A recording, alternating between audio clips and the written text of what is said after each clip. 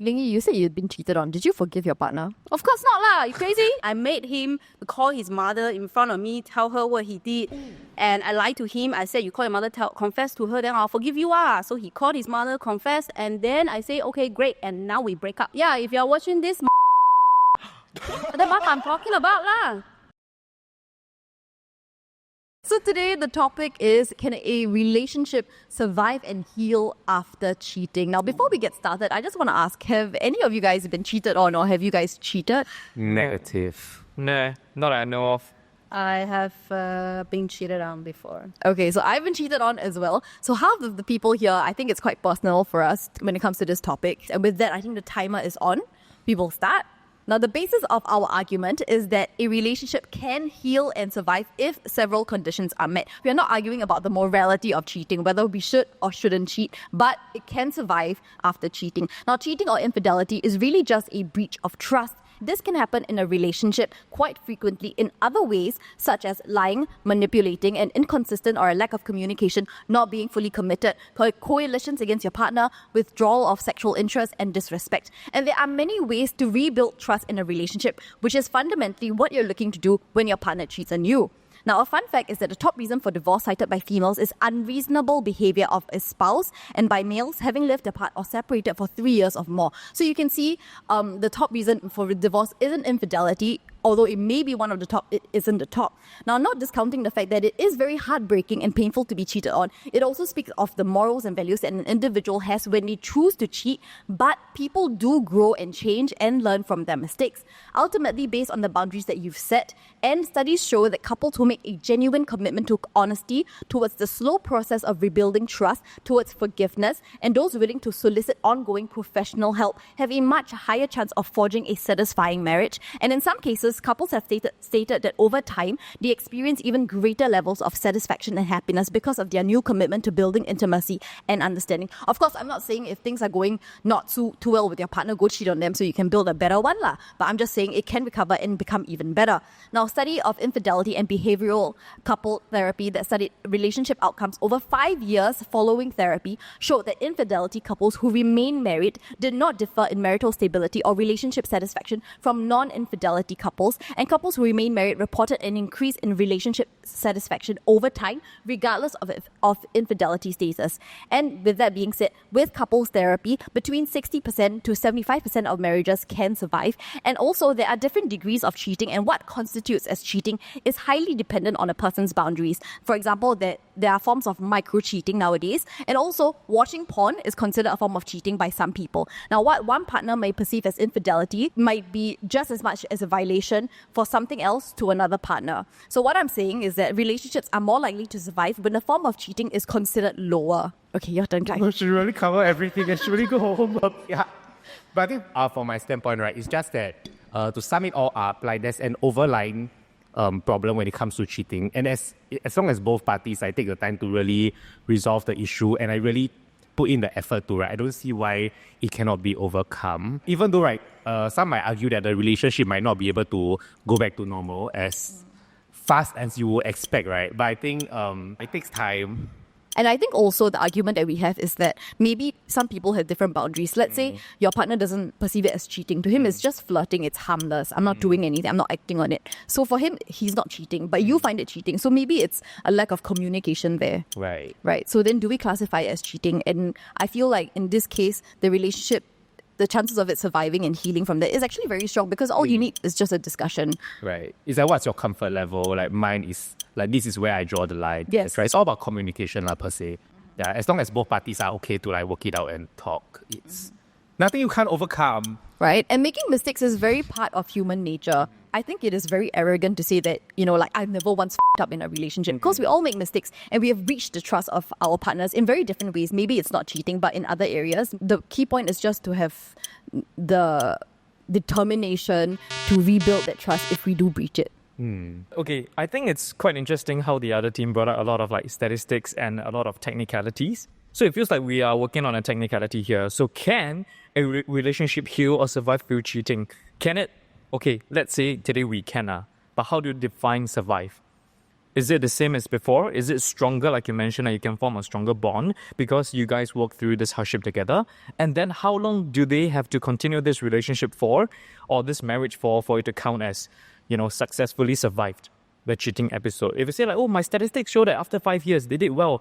And then 5 years and 1 day later, they have broken up and they hate each other for the rest of their lives. Does that still count as surviving through cheating? Secondly, right, you say that the relationship can tend to last longer. Correct me if I'm quoting you wrongly, but I heard Elizabeth saying something like this, that it can survive longer when the form of cheating is considered lower, aka micro cheating, for example. So we're saying that, okay, sure, micro cheating, that works. Maybe micro cheating to you is texting someone else in the IGDM. Maybe it's chatting with someone else online on an online chat room. Then you say that we survived it. That's great.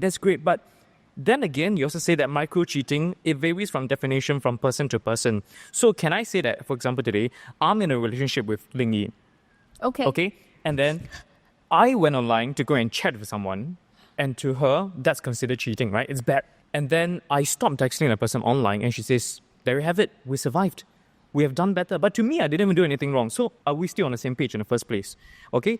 Now, let me give you two scenarios. One, when you guys started out, your relationship was already going bad. It was unhealthy. It could be toxic. You are looking for ways to get out, but you just can't break that bond. And then you found out that one of the partners actually cheated.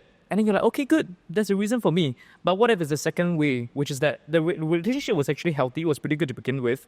And then you think that, okay lah, maybe I should hold on because of all the good times that we had.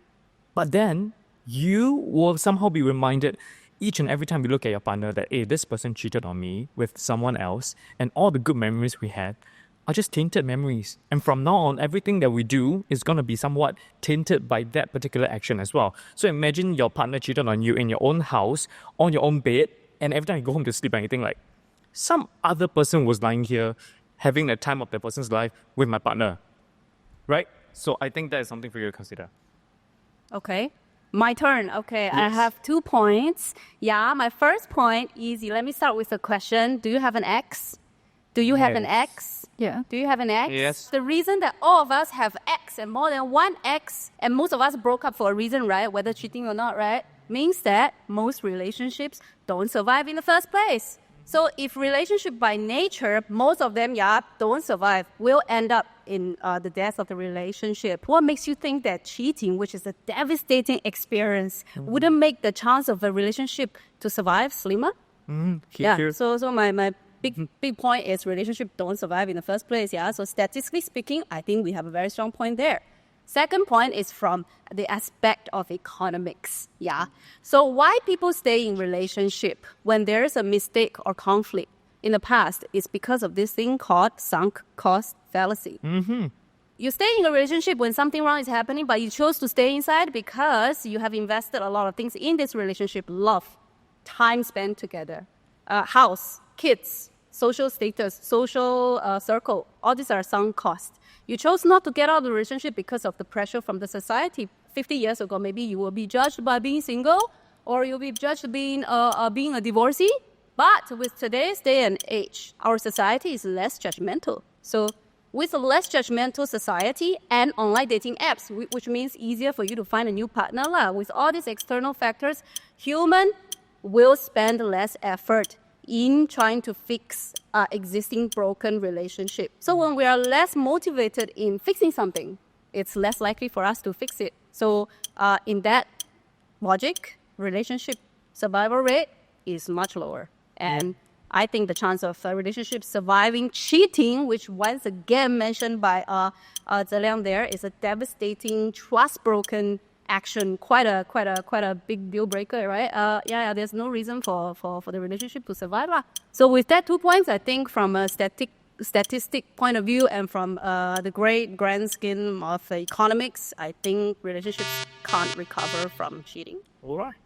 Okay. I think both teams brought up very valid points. And now it is our turn to fight each other. And hopefully it's just verbal, nothing physical. Yeah? We'll see lah. We have I'm so not confrontational, guys. I'm just gonna be like, arbitral, like, So you brought up a point about micro cheating, and there's a hypothetical situation of the two of you cheating, or one of you cheating, and you said reminded every time you look at them, tainted memories. I think you're taking it to the very extreme, because cheating, like we mentioned, can be in many different forms. Yep.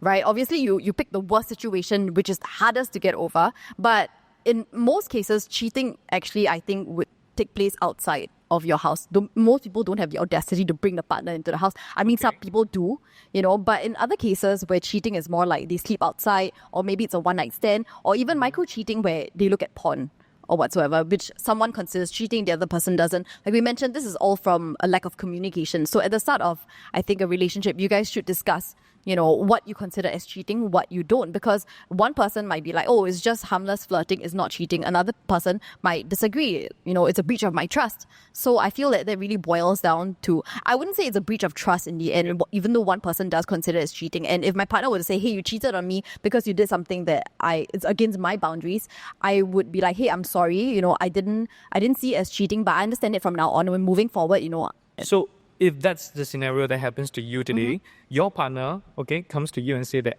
you cheated on me because you went out with the guy without telling me, because that was his definition of micro cheating. And then you say, I'm sorry, we didn't understand that because we didn't set our boundaries clear in the first place. Yeah. We did not communicate properly, right? Yeah. So does that count as a relationship surviving cheating?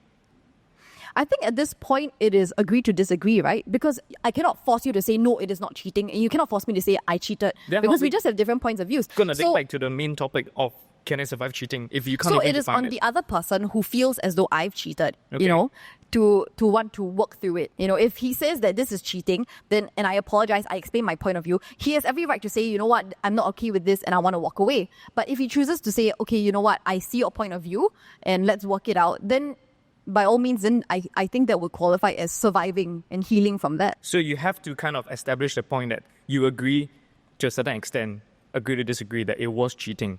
No matter what you feel. Agreeing to see it from his point of view, and just because I agree to see it from his point of view doesn't mean I agree that's the case. It can be agree to disagree. I see it a certain way, but I understand that you have a different perspective. And in a relationship, I think that's a mesh of a lot of things. We agree to disagree on a lot of things. We compromise, and I don't force my ideals on you if it's if it's not something that, I don't know, yeah. You know what I mean? I know what you mean, but Yeah. I feel like the lines are kind of blurred here if we cannot even define what is, by definition, both of you agree is cheating, then it's always blurred. What? Then you can't say that we survived cheating, but then by definition, I didn't actually agree that I cheated, or my partner didn't actually agree that he cheated, but we just agree to disagree for the sake of the relationship, as we all do, as we always do. But that's the fine print. It can just be my partner sees it as a form of cheating, even though I didn't, but we have come to a conclusion that we both agree now it is, and therefore, we have taken the necessary steps in future to make sure that it doesn't happen again. Okay, let's take it further a bit and then make it more clear lah, okay? So on top of micro cheating. So micro cheating can be a bit of a grey area, right? Yeah. So let's say today we're moving on to the more harder ones, like physical or emotional cheating. Okay. Okay? When it comes to physical cheating, you say, okay, I took it to the extreme. I bring this person home to my bed and I cheated with that person in my own house or my own bed. If that's extreme, let's say you say about one night stands and things outside, right? So if your partner is somehow seen by your good friends that they were making out with someone in the club and then they went into the toilet to do whatever, but you don't know.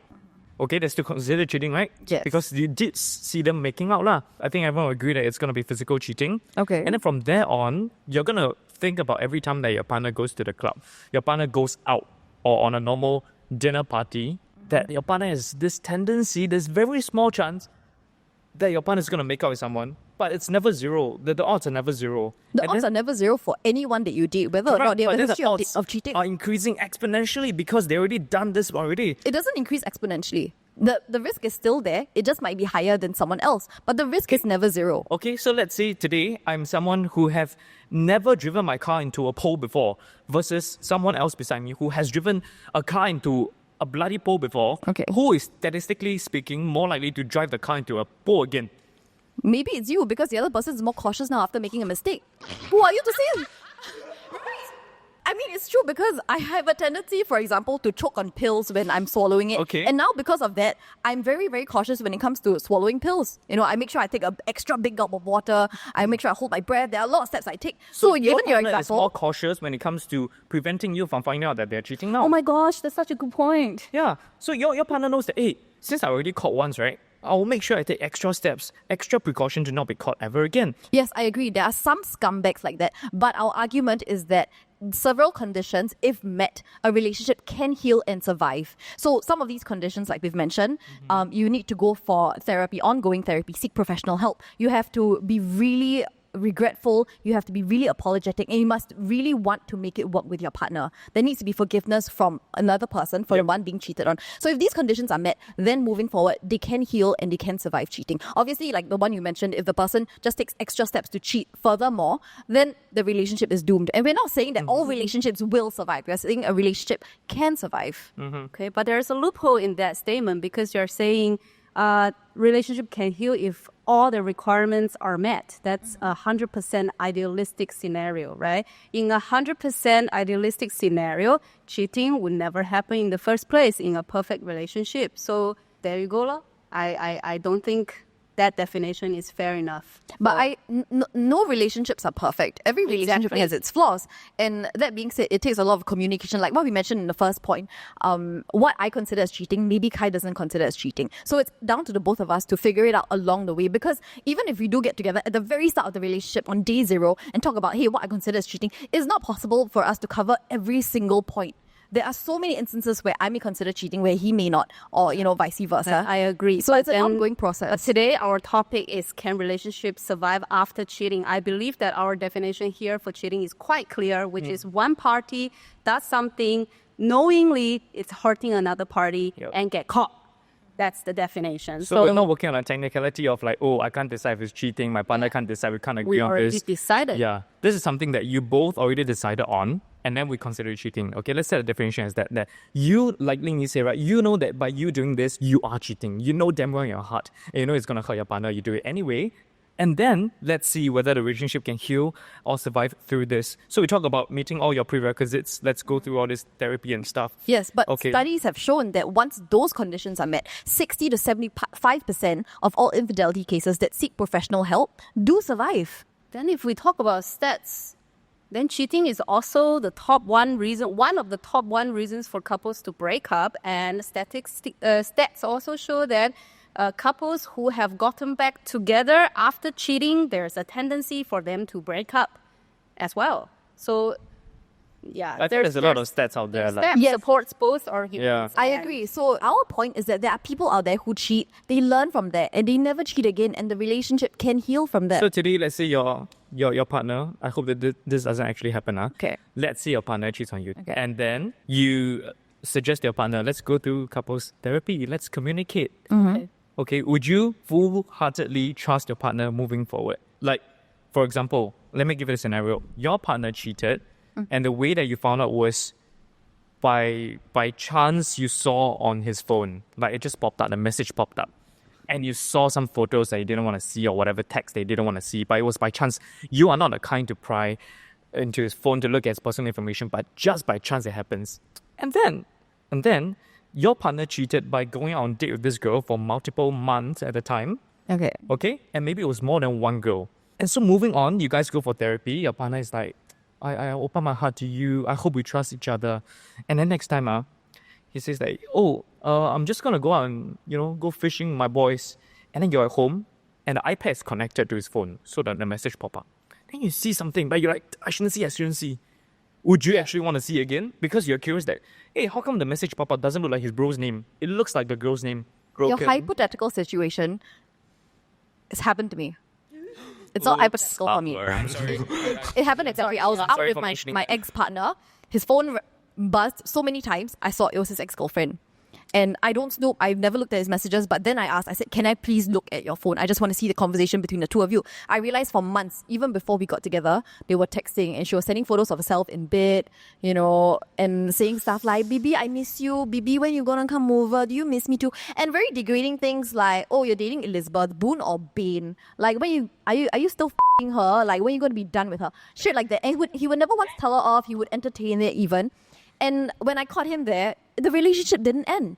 I decided to forgive him. But that being said, trust is not rebuilt overnight. It was an ongoing process. So there were steps that we took. For example, I said it would help me if I knew your location at all times. So we downloaded this app that would allow each other to track our location. So it wasn't like a one-way thing where only I knew where he was at all times. He knew where I was, and also I knew where he was. And over time, I think we lasted for 1 or 2 years more. When we eventually broke up, it wasn't because he cheated. It was an accumulation of many other things which breached our trust, like my trust in him. I'm But pretty it sure wasn't the the cheating cheating. didn't help lah. But anyway, It didn't help. But Yep. that being said, like I did trust him in the end. Like it wasn't as though if you went out on a boys' night, I would be like, no, like you have to tell me exactly where you're going. Like I need to be there at but all times. you had a phone app, right? Yeah, but I mean, he could still be at a bar. I know where exactly he is, but he could still be like sleeping with someone or making up with someone at Do a you bar. feel that kind of changed you? Like it kind of pushed you to be someone who's a little bit more possessive. You're a little bit more micromanaging of him. You're more like you feel like you're inadequate. You feel like you are losing a bit of confidence. So you need to know what exactly he's doing. You'd be like, oh, was there ever a moment that you doubted yourself? Like, was it me? Like, am I not good enough? No. Am I not good looking? No. I think the more important question is, did that relationship survive? No. So we ended up breaking up, I think, 1.5 years later. But it wasn't because I said, oh, I cannot forgive you after the cheating. And like, it had nothing to do with it. But that relationship did end. And it was That's after true. cheating. That was my first point to once again brought back to you. Most So relationships is that it Because wasn't of the because of cheating. cheating, but It was an it still didn't accumulation of survive other anyway. things, a breach of trust in other areas. Yeah, I think where you guys are coming from is the whole once cheating happens, right, it doesn't value add to anything. Like it will always be the root cause of like when your relationship ends, cheating will always be one of the factor that plays a part in it lah. I think where she's coming from is that ultimately she did find it in herself to not constantly be reminded of the cheating as an aspect of why her relationship ended. It's more of like other factors. It's kind of like it shouldn't always be like a recurring thing, and she managed to get over that fact. So I think where we are coming from is that you can find a good place after going through like all like the therapy and like you doing all the counter preventive measures like app sharing, location sharing, all that, to really find it in yourself to be like, oh, okay, I can trust this guy again. So that would be considered as healing and surviving. Not say healing, but it's more of like overcame the fact that this happened to her, let's work it out. I think that's where we're coming Yeah, it's from. an ongoing process where you forgive and you heal. And the work isn't just to be done by the person who cheated. It's not him, who has to constantly reassure you, like, hey, babe, I'm not going to cheat on you. But it's also on me, the one being cheated on, to say like, hey, if you're working towards regaining my trust, I have to work towards giving you that back as well. So if my partner is out, I'm not stalking his location 24/7. I trust that, he's out and, he loves me and whatever. And if he cheats, then it's his loss lah, because then he'll lose me. And it's also not fair to like pin it all on her one relationship. I have friends who've had, like sometimes when you're drunk, not in the right state of mind, then like you make out in the club, etc. I think it also comes from like it's still cheating per se, but then ultimately his standpoint is like I still want to be with this girl that I'm currently with. So it's like I'll do anything and everything I can to kind of like prevail over this situation. What do you do in kind of situation? Yeah. Okay, cool. Since we're on this topic, the third round is an extension of this discussion, which is worse, emotional cheating or physical cheating? I'm on physical. Physical. You're on emotional? I say them all. Like, I cannot decide which one's worse. So both are I agree. equally as bad lah to you. Both equally as bad. I think physical is worse. Yeah, I feel Okay, physical maybe is physical obviously is worse. So for I me. think physical is like you take the extra step to really go out there. To add to Emotional is kind of like think like hee ha ha a bit, but physical means like you really disregard. Okay, this person as a- what if it was just like a one-time thing, like a drunk makeout session, versus like 1 year of flirting with this girl and saying like, I miss you, I love you, I hate my current partner. So I think the timing also matters. You're comparing one night to Yeah. 1 year, then okay, then you can have to weigh your options a little bit lah. But we're talking about like, okay, maybe this person has been texting another person for like a month, Okay. and then versus I mentioned Been doing it they went to for- pound down, pound town for like 16 hours straight. And what would you feel, man? Obviously, both are bad, but why do I think physical is worse, right? It's because we are human. We sometimes cannot control our emotions. I might really have a crush on Zhe Liang. Can you not get that look before you say that? She was actually disappointed. I might have a crush on Zhe Liang, which is Thanks. not... I'm not able to control it. right? Emotionally, I might talk to you a little bit more because of that, because I fancy you Yep. emotionally. But for me to physically engage with you is I make a very Conscious. decision. I want to cheat and I want to hurt another party and I want to put a stamp on this thing. But I think emotional cheating sometimes, I think like people around my age lah, sometimes they'll be more sensy. It's like you like a girl, you know, like bikini photos kind of thing. Then some girls might be like, oh, that's like emotional cheating. It's like, oh, you Is purposely that cheating? yes, you purposely, why you go and follow all these like bikini influencer girls, that kind of thing. Then it's like in their head, they're like, that's like emotional cheating. Yeah. Right. Yeah, they're like, I've had friends who tell me, it's like, am I crazy if I ask my boyfriend go and unfollow all these influencer girls? And I was like, I also don't know how to answer the question because it's kind of like, It's a form of micro cheating, right? Is it considered? I guess. I mean, I by your think it's definition, fine. I didn't like, but I mean, like not so like go and comment like the heart eye emoji all lah. But it's Yeah. like I feel like I think a like is unreasonable. Like he shouldn't even be. Okay, the only exception. delete your followers now. No, the exception is that if this is your friend, you know, and you wanna like to show support, I can understand. Even if it's like a sexy bikini photo showing like all the cleavage, whatever, then I understand. But if I had a partner and he was following girls that he didn't know, influencers, content creators, and they were posting all these, you know, sexy, scantily clad photos, and he was liking them, then I would be very upset. It's very weird lah. I have to say it's a very questionable decision. Yeah, I feel like it's disrespectful to me. Like you can look at it and everything, but you can appreciate it, you know, in your own private time. But to leave that digital mark to like it, that's disrespectful to me. Why do you have to go the extra step to like it? Like if I help give you a choice, like everybody here a choice, would you rather your partner only have physical connection with you, but he doesn't have any other emotional connection with you? Like he doesn't talk to you, you guys are not soulmates, or your partner shares every aspect of your life with you, Okay. but you guys don't do that thing. Oh. Which one would you rather choose? What? I ask this question is because I want to find out like which one is worse lah. So because for example, I would rather my partner share every single life aspect with me, Yeah. but and give up that, you know, and if I really have to choose, hence then if I put that into perspective, if he does that with somebody else, everything else, but he sleeps with me, I find that harder to accept that. right. Oh, because then you are just Because you're just an object already lah. You just be like we just have to amazing what physical desire. Yeah. But still, you know what? But if you want more, there's nothing more. Exactly. There's nothing more. So to me, if I put that on par to compare, then I think emotional cheating might be worse. Actually, you're right. Yeah, I didn't think about it in that perspective. In that perspective, Yeah. I agree. Yeah, but both are up lah. See, now we're all just silenced. We're all Choose very hard to choose. drowned in our thoughts. Would I about rather? This is getting depressing real quick. So Lingy, you said you'd been cheated on. Did you forgive your partner? Of course not lah. You crazy? Okay, what kind of cheating was it? Was it Physical cheating ah. I asked him. I made him call his mother in front of me, tell her what he did. And I lied to him. I said, you call your mother, confess to her, then I'll forgive you ah. So he called his mother, confessed, and then I say, okay, great. And now we break up. Girl boss. power move.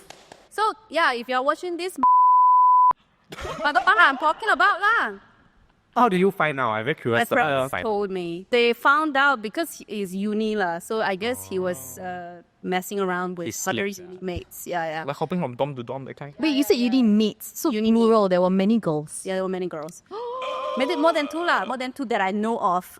And one of them was my friend. That girl knew that you guys were together, yeah. And then She's a friend. She's a friend. Oh my god. Hey, you watch out ah. okay. That wraps up a very interesting discussion. I hope you guys had fun. I hope you guys enjoyed it. Leave it in the comments section. Let us know what else you want us to talk about, fight about, physically, verbally, whatsoever. Don't forget to share, like, subscribe, all the other stuff, and we'll see you next time. Bye. Bye.